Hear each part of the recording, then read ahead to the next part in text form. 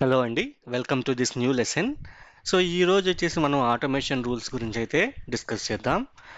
Automation rules అనేది without coding అనేది మనకి చాలా హెల్ప్ఫుల్ ప్లాట్ఫామ్ అనమాట. మీకు కోడింగ్ నాలెడ్జ్ ఎటువంటి అవసరం లేకుండానే మీరు డే టు డే టాస్క్స్లో రిపీటెడ్గా ఏవైతే టాస్క్లు ఉన్నాయో వాటిని మీరు ఆటోమేట్ చేయొచ్చు by using automation rule. So ఒక ప్రాజెక్ట్కి సంబంధించి మీరు ఆటోమేషన్ రూల్ని క్రియేట్ చేయాలనుకుంటే ముందుగా మీరు ఇక్కడ స్పేసెస్లో ఏదైతే స్పేస్ ఉందో ఆ స్పేస్ సపోజ్ ఈ స్పేస్లో నాకు ఆటోమేషన్ రూల్ క్రియేట్ చేయాలి అంటే దానికి సంబంధించిన స్పేస్ సెట్టింగ్స్లోకి అయితే వెళ్ళాలి. లెఫ్ట్ సైడ్ మీకైతే ఆటోమేషన్ అని కనిపిస్తుంది. సో ఇది ఆటోమేషన్ ప్లాట్ఫామ్ అనమాట. ఇక్కడ నుంచి మీరైతే ఆటోమేషన్ రూల్స్ని క్రియేట్ చేయొచ్చు. సో మేజర్గా ఆటోమేషన్ రూల్స్లో మీరు చూస్తే కనుక రైట్ సైడ్ మీకు క్రియేట్ రూల్ అనే బటన్ కనిపిస్తుంది. దీని మీద క్లిక్ చేస్తే కనుక create from scratch use a template అని ఉంది కదా. సో ప్రస్తుతానికైతే మనం క్రియేట్ ఫ్రమ్ స్క్రాచ్ అనేది చూద్దాము. అంటే ఏంటంటే మీరే ఓన్గా బిల్డ్ చేయాలి అంటే ఎలా. సో ఇక్కడ అన్టైటిల్ రూల్ అని ఉంది కదా. సపోజ్ మీరు ఈ టైటిల్ మార్చాలి అంటే కనుక ఇక్కడ రూల్ డీటెయిల్స్ అని ఉంటుంది. సో ఇక్కడ సపోజ్ నేను టెస్ట్ ఆటోమేషన్ రూల్ అని ఇచ్చాను అంటే కనుక the name of the rule also will be changed అనమాట. ఇక్కడ నేమ్ అనేది ఇస్తే చేంజ్ అవుతుంది. ఇక్కడ డిస్క్రిప్షన్ ఇస్తే కనుక వేరే వాళ్ళు కనుక ఈ ఆటోమేషన్ రూల్ చూస్తే ఇది దేనికి ఉపయోగపడుతుంది అని తెలియాలి అంటే మీరు ఇక్కడ డిస్క్రిప్షన్ యాడ్ చేశారు అంటే కనుక అందరికీ అర్థమయ్యేలాగా చాలా యూజ్ఫుల్గా హెల్ప్ఫుల్గా ఉంటుంది. మీరు రూల్ క్రియేట్ చేసినా కానీ వేరే వాళ్ళు వచ్చి ఇదేమి రూలు ఏం చేస్తుంది అని ఇక్కడ డిస్క్రిప్షన్ మీరు ఇస్తే చాలా హెల్ప్ఫుల్గా ఉంటుంది. అందుకోసం ఇక్కడ డిస్క్రిప్షన్ బాక్స్ ఉంది. మీకు కావాలంటే ఇక్కడ యాడ్ చేసుకోవచ్చు. ఇక్కడ ఓనర్ ఆఫ్ ద రూల్ అనమాట. నేను క్రియేట్ చేస్తున్నాను కాబట్టి నా పేరు అయితే డిఫాల్ట్గా అసైన్ అవుతుంది ఓనర్ కింద. ఇక్కడ యాక్టర్ వచ్చి ఎవరు యాక్టర్ అనమాట. యాక్టర్ అంటే ఎవరు ఈ ఆటోమేషన్ రూల్ని ఇంప్లిమెంట్ చేస్తారో యాక్టర్. సో ఇక్కడ ఆటోమేషన్ ఫర్ జీరా అనేది బై డిఫాల్ట్గా సెలెక్ట్ అవుతుంది. సో ఇది ఉంటే కనుక ఏమవుతుందంటే మీకు సపోజ్ స్లాక్ నోటిఫికేషన్ అనుకోండి, ఇతని పేరు మీకు స్లాక్ నోటిఫికేషన్లో కనిపిస్తుంది. అట్లా ఉంటుందన్నమాట కాన్ఫిగరేషన్. సో యాక్టర్ అంటే ఇతను రెస్పాన్సిబుల్ అనమాట.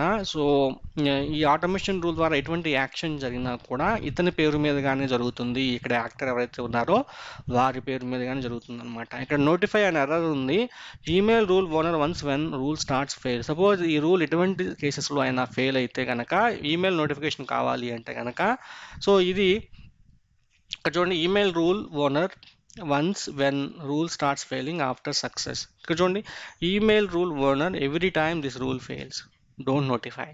సపోజ్ మీకు ఓనర్ సపోజ్ మీకు తెలియాలనుకోండి మీరు క్రియేట్ చేసిన రూల్ ఎటువంటి కండిషన్లో అయినా ఫెయిల్ అవుతుందా లేదా అని తెలియాలి అంటే కనుక సో మీకైతే ఇది పెడితే కనుక బెస్ట్ ఆప్షన్ అనమాట. మీకైతే నోటిఫికేషన్ అయితే వస్తుంది. సో ఎంపటినే మీరైతే లాగిన్ అయిపోయి ఎందుకు ఆ ఆటోమేషన్ రూల్ ఫెయిల్ అవుతుందో మీరు చూసి ఫిక్స్ చేయొచ్చు. Who can edit this rule మీరు క్రియేట్ చేస్తున్నారు కాబట్టి సో ఇది మిగతా అడ్మిన్స్ ఎవరైతే ఉన్నారో ఈ ప్రాజెక్ట్లో సో వాళ్ళకు కూడా యాక్సెస్ ఇస్తున్నట్టు. ఇక్కడ కాదు నాకు స్పెసిఫిక్ అడ్మిన్సే కావాలి అంటే వారి పేరు ఇస్తే కనుక కేవలం వాళ్ళు మాత్రమే ఎడిట్ చేసే విధంగా అయితే స్పెసిఫిక్ అడ్మిన్స్ హెల్ప్ చేస్తుంది.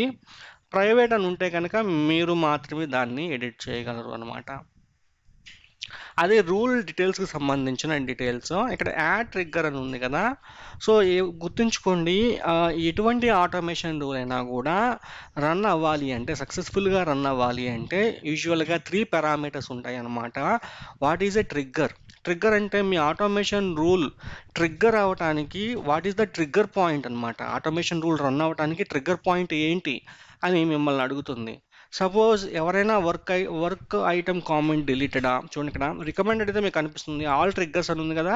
ఇక్కడ చూడండి వర్క్ ఐటమ్ ట్రిగ్గర్స్ ఉన్నాయి, ఇక్కడ రికమెండెడ్ ట్రిగ్గర్స్ ఉన్నాయి, నెక్స్ట్ ఇక్కడ వర్క్ ఐటమ్ ట్రిగ్గర్స్ ఉన్నాయి. చూడండి వర్క్ ఐటమ్ కామెంట్ డిలీటెడ్ ఎవరైనా కామెంట్ డిలీట్ చేస్తే, వెర్షన్ డిలీట్ చేస్తే, ఫీల్డ్ వాల్యూ చేంజ్ చేస్తే, manual trigger from work item నుంచి మీరు డైరెక్ట్గా మాన్యువల్గా ఒక బటన్ ఉంటుంది దాన్ని క్లిక్ చేస్తే కనుక రూల్ అయితే ట్రిగ్గర్ అవుతుంది. స్ప్రింట్ కంప్లీట్ అయితే, వెర్షన్ క్రియేట్ అయితే ఇవన్నీ ట్రిగ్గర్ పాయింట్స్ అనమాట. వర్క్ ఐటమ్ డిలీట్ అయితే ఎవరైనా వర్క్ ఐటమ్ డిలీట్ చేశారా. సపోజ్ నేను వర్క్ ఐటమ్ డిలీటెడ్ అని ట్రిగ్గర్ పాయింట్గా తీసుకున్నాను. సో ఎవరైనా వచ్చి ఏదైనా వర్క్ ఐటమ్ని ట్రిగ్గర్ చేస్తే నాకు నోటిఫికేషన్ అయితే వస్తుంది అనమాట. చూడండి ఇక్కడ నెక్స్ట్ అని కొడుతున్నాను. ఇక్కడ కండిషన్ చూడండి ఇక్కడ యాడ్ కాంపోనెంట్ అని ఉంది కదా. దీన్ని మళ్ళీ క్లిక్ చేస్తే కనుక మేజర్గా మీకు 3 కండిషన్స్ అయితే ఇక్కడ కనిపిస్తున్నాయి. Add an action, add an condition, add a branch.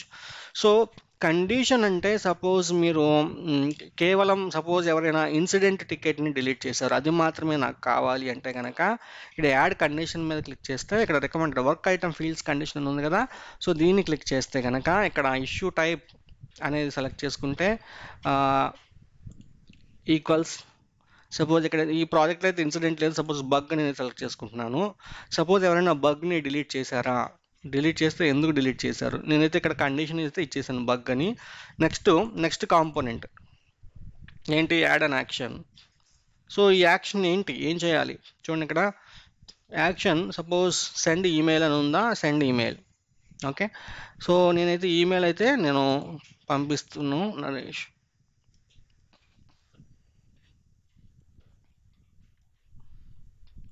Suppose నా ఈమెయిల్ ఐడి కావాలి, ఇక్కడ బగ్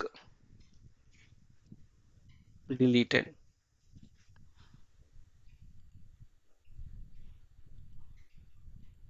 వార్నింగ్ బగ్ డిలీటెడ్. ఓకేనా, సో బగ్ డిలీటెడ్. ఇక్కడ దీని మీద క్లిక్ చేసేసి మనకి ఇక్కడ స్మార్ట్ వాల్యూస్ మనకి అయితే ఇక్కడ మనం చూసుకోవచ్చు. చూడండి, టైమ్ టు చేంజ్. సపోజ్ నాకు సమ్మరీ అనేది కావాలి, what is the smart value. So సమ్మరీకి వచ్చేసి ఇది smart value issue dot summary అని. సో దీన్ని నేను కాపీ చేసి ఇక్కడ పేస్ట్ చేస్తున్నాను. So summary of work item deleted.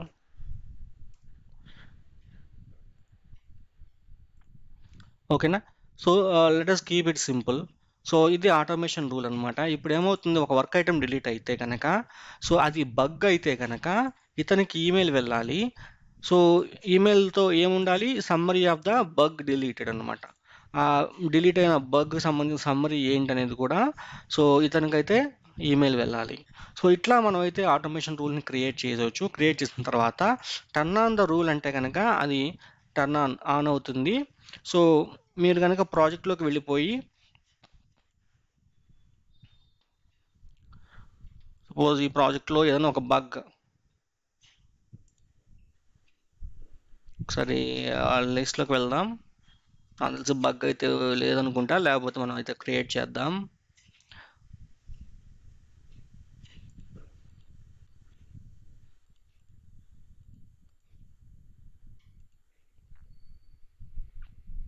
Here bug is not available. Let us create a bug in this full stack development and let's test the rule.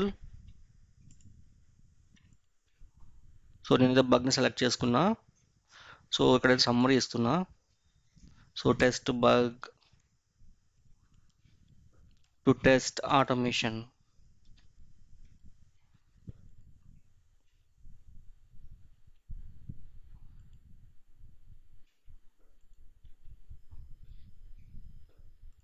So new label అయితే create చేసే test అని create చేస్తున్నా.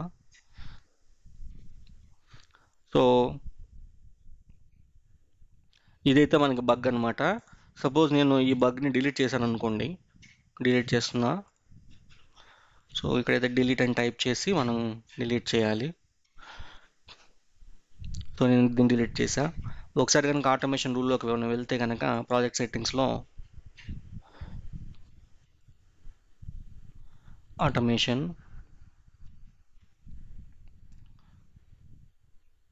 So ఇది మన rule, test automation rule. So ఈ rule మనకి trigger అయిందా లేదా అనేది ఎలా తెలుస్తుందంటే ఇక్కడ ఆడిట్ లాగ్ అనే బటన్ ఉంటుంది కదా, దీన్ని క్లిక్ చేయండి. దీనికి సంబంధించిన లాగ్ అయితే చూడొచ్చు. ఇక్కడ మన సక్సెస్ కనిపిస్తుంది కదా, చూడండి సెండ్ ఈమెయిల్. చూడండి successful send email for work item message ID. So మనకైతే సక్సెస్ఫుల్గా ఈమెయిల్ అయితే అందిందండి. సో ఇట్లా అయితే మీరు ఆటోమేషన్ రూల్ని క్రియేట్ చేయొచ్చు. సో ఇక్కడ మీకు తెలియాల్సింది ఏంటంటే క్రియేట్ రూల్లో, క్రియేట్ ఫ్రమ్ స్క్రాచ్లో మేజర్గా ఆటోమేషన్ రూల్ని క్రియేట్ చేయాలంటే ఏమేమి కాంపోనెంట్స్ అవైలబుల్గా ఉన్నాయి అని తెలుసుకోండి. So what are the trigger points ఏంటి, మనకి యూజువల్గా ట్రిగ్గర్ పాయింట్స్ ఇక్కడ అన్ని చాలా ట్రిగ్గర్ పాయింట్స్ ఉన్నాయి. ఒకసారి మీ జీరా యూజర్ ఇంటర్ఫేస్లో మీకు ఏమేమి ట్రిగ్గర్స్ అవైలబుల్గా ఉన్నాయి అనేది చూడండి. Next add an action, add A condition, next add A branch అని ఉంది కదా. సో ఇక్కడైతే అడ్వాన్స్డ్ బ్రాంచింగ్ సెక్షన్లో ఇట్లా మీరు బ్రాంచెస్ అయితే ఫామ్ చేసుకోవచ్చు, స్మార్ట్ వాల్యూస్ని యూజ్ చేసుకోవచ్చు అడ్వాన్స్డ్ బ్రాంచింగ్లో.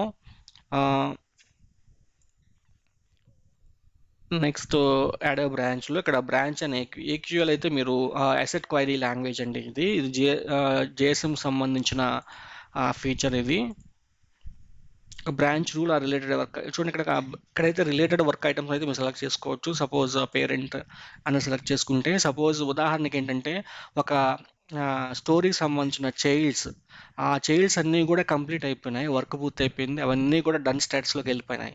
సో చైల్డ్ అన్నీ కంప్లీట్ అయిపోతే పేరెంట్ టు డూలోనూ ఇన్ ప్రోగ్రెస్లోనూ ఉండకూడదు కదా, అది కూడా ఆటోమేటిక్గా డన్కి మూవ్ అయిపోవాలి. సో అట్లా మీరు దాన్ని ఆటోమేట్ చేయొచ్చు. ఉదాహరణకి నేను ఇక్కడ చూపిస్తున్న ఒక రూల్ అయితే చూడండి, ఇక్కడ when all child work items are completed then close the parent అనమాట. సో ఇక్కడ ఒక when work item transition to done, చూడండి for parent status doesn't equal to done, children match status equal to done, then transition work item equal to done. So ఇదేం చేస్తుందంటే child work items అన్నీ కూడా complete అయిపోతే parent యొక్క status కనుక done కాకపోతే చూడండి and children match status equal done, childrens అన్నీ కూడా డన్ అయిపోతే then transition the work item to done. So ఇట్లా మీరు పేరెంట్ని అయితే క్లోజ్ చేయొచ్చు when all child work items are closed.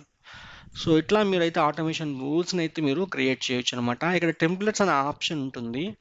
So ఈ ఆప్షన్లో ప్రీ డిఫైన్డ్ టెంప్లెట్స్ ఉంటాయి. సో వాటిని అయితే మీరు యూజ్ చేసుకోవచ్చు. అంటే when child work items are completed then close parent, when parent is completed then close all child work items, send notification when sprint is started. So ఇట్లా ఇక్కడ Slack సంబంధించి when epic is ready to release, create release notes in Confluence and notify team. So ఇట్లా అయితే మీరు automation రూల్స్ని అయితే మీరు ఈ టెంప్లెట్స్ని యూజ్ చేసి మీరు క్రియేట్ చేయొచ్చు. ఆల్రెడీ ప్రీ డిఫైన్ టెంప్లెట్స్ అనమాట, మీరు మాన్యువల్గా చేయాల్సింది ఏమీ ఉండదు. జస్ట్ మీరు వెరిఫై చేసుకొని దీన్ని టర్న్ ఆన్ చేసుకోవటమే. ఇది టెంప్లెట్స్కి సంబంధించిన ఇన్ఫర్మేషన్.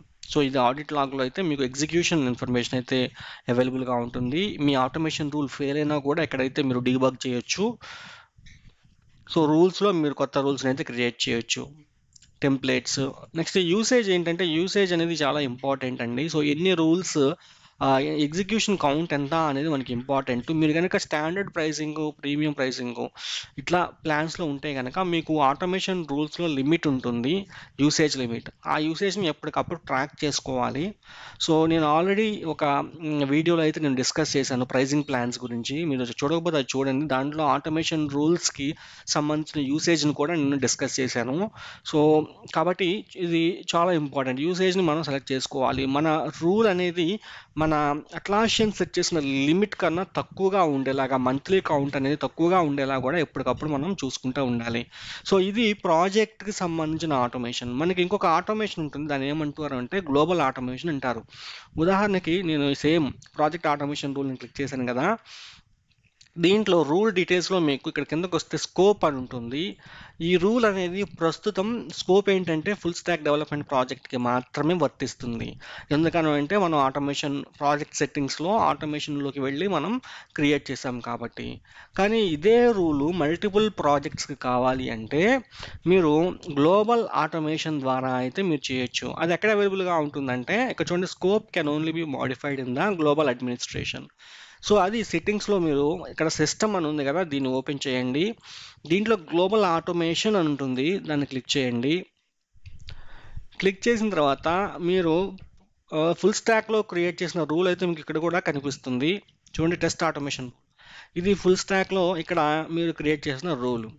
ఇది గ్లోబల్ అడ్మినిస్ట్రేషన్లో కనిపిస్తుంది. దీంట్లో స్కోప్ చూడండి, ఇక్కడ స్కోప్ స్పేసెస్ అని ఉంది కదా, దీన్ని క్లిక్ చేస్తే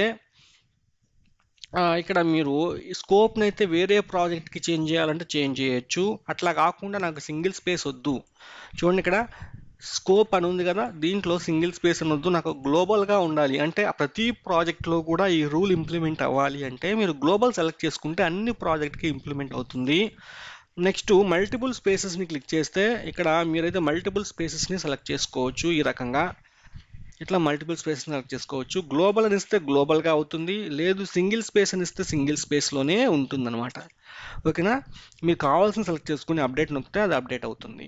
అగైన్ నేను చెప్పే ఇంపార్టెంట్ ఇన్ఫర్మేషన్ ఏంటంటే మీరు యూసేజ్ని ఎప్పటికప్పుడు చూడాలి. ఇక్కడ గ్లోబల్ ఆటోమేషన్లో కూడా మీరు యూసేజ్ని చూడొచ్చు. ప్రతి ప్రాజెక్ట్లోకి వెళ్ళి ప్రతి రూల్ యూసేజ్ని మీరు తెలుసుకోవాలంటే కష్టం.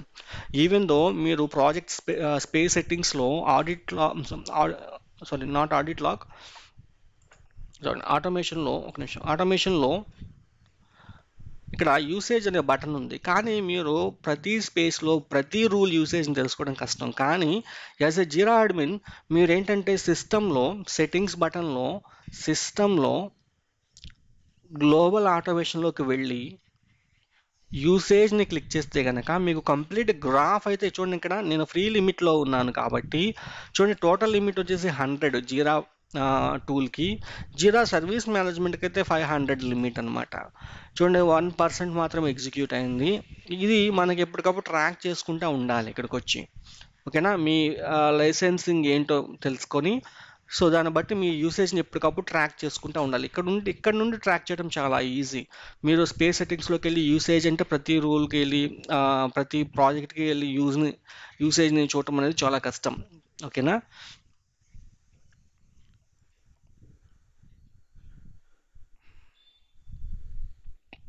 All right, so that's it. That is about automation.